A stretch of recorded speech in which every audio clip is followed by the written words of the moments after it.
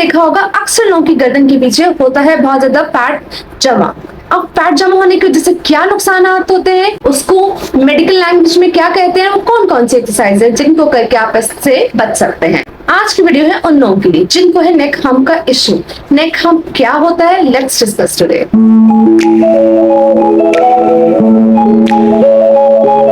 अस्सलाम वालेकुम, मैं डॉक्टर निदा बेईन, फिजियोथेरेपिस्ट। आज मैं डिस्कस करूंगी कि नेक हम्प क्या होता है, वो कौन कौन सी एक्सरसाइज है जिसको करके आप नेक हम्प से बच सकते हैं, नेक हम्प की बेसिक वजूहात क्या क्या है। नेक हम्प को बफेलो हम्प या डॉगर्स हम्प भी कहते हैं। बेसिकली क्या होता है कि गर्दन के जो पीछे वाले हिस्से में बहुत ज्यादा फैट का डिपोजिशन हो जाता है, यानी बहुत ज्यादा फैट जमा हो जाता है, जिसको हम फैटी नेक या हंचबैक भी कह रहे होते हैं। तो नेक हम्प होता क्यों है? बेसिकली आप जो सारा दिन आपका जो पोस्चर खराब रहता है, आप फोन यूज करते हैं, लैपटॉप यूज करते हैं, ऑफिस में कंप्यूटर यूज कर रहे होते हैं, उसमें जो आपकी गर्दन का थोड़ा सा आगे की तरफ झुकाव होता है, उसकी वजह से, उस खराब पोस्चर की वजह से नेक हम्प डेवलप हो जाता है। यानी कि आपकी जो गर्दन वाला एरिया पीछे जो बैक है, उसमें क्या होता है, फैट जो है ना वो जमा होना शुरू हो जाता है, और जब बहुत ज्यादा फैट जमा हो जाता है तो आपकी स्पाइन के लिए बहुत ज्यादा नुकसानदेह साबित हो सकता है। तो आपका खराब पोस्चर सबसे ज्यादा और मेन और अहम रीजन है। अल्लाह ताला ने हमारे स्पाइन को इस तरह से बनाया कि हमारे पास स्पाइन है, उसमें नेचुरल कर्व होते हैं, यानी हमारे जो स्पाइन है डिफरेंट पार्ट्स में डिवाइडेड है, cervical, thoracic, lumbar and sacral. Cervical यानी गर्दन वाला हिस्सा, यहाँ पे भी नेचुरल कर्व होता है। तो जब फैट का डिपोजिशन बहुत ज्यादा हो जाता है, फैट का अमाउंट बहुत ज्यादा हो जाता है, तो वो क्या करता है, आपकी सर्वाइकल स्पाइन को स्ट्रेट कर देता है, जिसकी वजह से अक्सर लोगों को गर्दन में भी दर्द रहना स्टार्ट हो सकता है। जो अपर बैक वाला एरिया, यहाँ पे भी दर्द होता है, क्योंकि इसमें क्या होता है कि आपके जो सारे जो मसल्स हैं, उनकी पूरी जो मैकेनिक्स है वो खराब हो जाती है। कुछ मसल्स टाइट हो जाते हैं, कुछ मसल्स वीक हो जाते हैं, जिसकी बेसिस पे अक्सर लोगों को इस एरिया में दर्द रहता है। अब बच्चों को भी हंचबैक होता है। क्यों होता है? क्योंकि आपने देखा कि इतने हैवी बैग्स उठाए होते हैं बच्चों ने, और बच्चे तो वैसे पोस्चर का ध्यान भी नहीं रखते हैं, और पढ़ते हुए भी थोड़ा सा आगे की तरफ गर्दन रख के पढ़ रहे होते हैं, और इतने बैग्स हैवी बैग्स उठाने से, भारी बैग उठाने से उनमें नेक हम्प हो जाता है।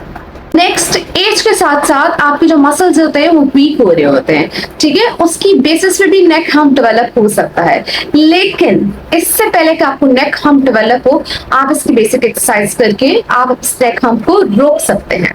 सबसे मेन इंपॉर्टेंट है कि जिनको भी नेक हम्प का इशू, उनको अपने पोस्चर का ध्यान बहुत ज्यादा रखना चाहिए, चाहे वो फोन यूज करें, चाहे वो लैपटॉप यूज करें, या कंप्यूटर यूज करें, या ऑफिस चेयर पे बैठे हुए हैं। तो इसके लिए क्या करना चाहिए कि सबसे पहले आप अपनी गर्दन की जो है उसको बिल्कुल सीधा रखेंगे, ठीक है, और जब भी आप काम कर रहे हो तो आप अपने पोस्चर को बिल्कुल स्ट्रेट रखना है, अपनी स्पाइन को स्ट्रेट रखना है। बहुत ज्यादा फॉरवर्ड होकर जो हम काम कर रहे होते हैं ना, वो नहीं करना है आप पे, ठीक है। आप अपने पोस्चर का जितना ध्यान रखेंगे उतना जो है आपकी गर्दन ठीक रहेगी, और साथ साथ कुछ नेक स्ट्रेचेस भी करते रहे।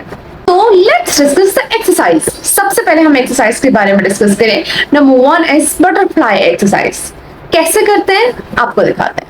इसके लिए आपको क्या करना है, दोनों हाथों के अंदर जो उंगलियां, उन उंगलियों को क्लैप्स कर लेना, क्लैप्स करके सर के पीछे रखना है, यूं करके आप रखेंगे, एंड देन आपने जो आप बाजू देख रहे हैं मेरे, ठीक है, अब आपने क्या करना है, दोनों उंगलियों को सामने की तरफ लेके आना है, यूं करके, ठीक है, इसको मिलाना है, एंड देन रोक पे रखेंगे 1 2 3 4 5, एंड देन रिलैक्स, यूं पीछे ले जाएंगे, एंड देन जाके वहां पे भी स्ट्रेच करना है, और वैसे ही काउंट करना है 1 2 3 4 5, अगेन एंड देन अगेन, ठीक है।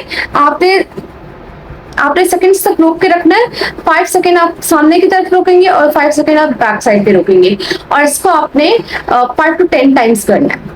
नेक्स्ट इज चिन टक एक्सरसाइज। इसको करने के लिए क्या करना है, आपने, मेरी गर्दन आपको नजर आ रही है, आपने गर्दन को थोड़ा सा पीछे की तरफ लेके जाना है, इस तरह से कि आपकी डबल चिन बाजे हो, यूं रोकना है, फिर आगे लेके आना, फिर पीछे लेके जाना, एंड देन फिर पीछे आगे। जब आप पीछे लेके जा रहे हैं तो आप कुछ सेकंड्स रोकेंगे, पीछे 1 2 3 4 5, रिलैक्स, ठीक है।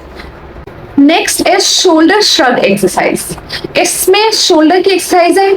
सबसे पहले अपने कंधे को नॉर्मल रख लें, फिर आपने क्या करना है, कंधे को ऊपर लेके जाना है, रोक के रखना है, 1 2 3 4 5, एंड देन स्लोली इसको नीचे लेके आना है, और इस एक्सरसाइज को 5 से 10 दफा करना है।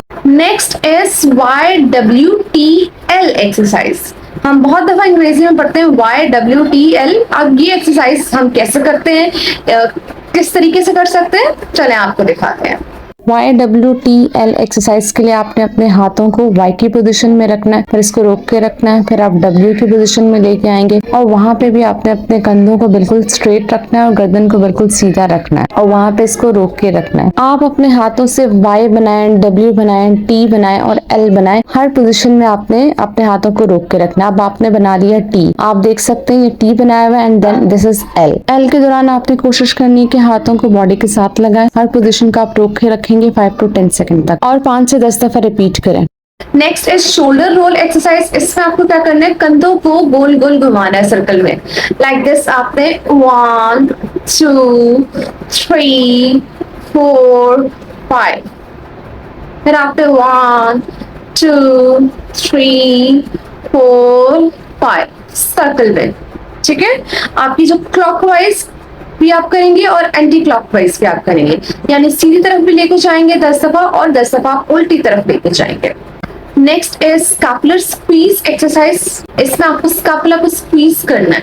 इसके लिए आपको क्या करना है, दोनों कंधों को पीछे की तरफ आपने मिलाना है एंड देन उसको ढीला छोड़ना है। पीछे से हम आपको दिखा देते हैं। आपने दोनों कंधों को पीछे की तरफ मिलाना है। इसको स्कैपुलर स्क्वीज, यहाँ पे स्कैपुला बोन होती है, आप इसको बेसिकली दोनों को अपनी तरफ मिला रहे हैं और देन ढीला छोड़ रहे हैं। हर एक्सरसाइज आप 5 से 10 दफा करें और इसको जब भी करें तो इसको 5 से 10 सेकंड रोक के रखें ताकि हर पोजीशन में प्रॉपर स्ट्रेच मिल सके। देन पेक्टोरलिस मेजर स्ट्रेच है, दीवार के कोने पे खड़े हो जाएंगे, हाथ स्टेबल कर लेंगे, फिर आपने बॉडी को आगे की तरफ लेके जाना है एंड देन बैकवर्ड लेके आना है और इसको भी 5 से 10 दफा रिपीट करना है। अच्छा, जिनको भी नेक हम्प का इशू होता है उनके लिए बहुत जरूरी है कि हम नेक की एक्सरसाइजेस, वो range of motion exercises proper करें।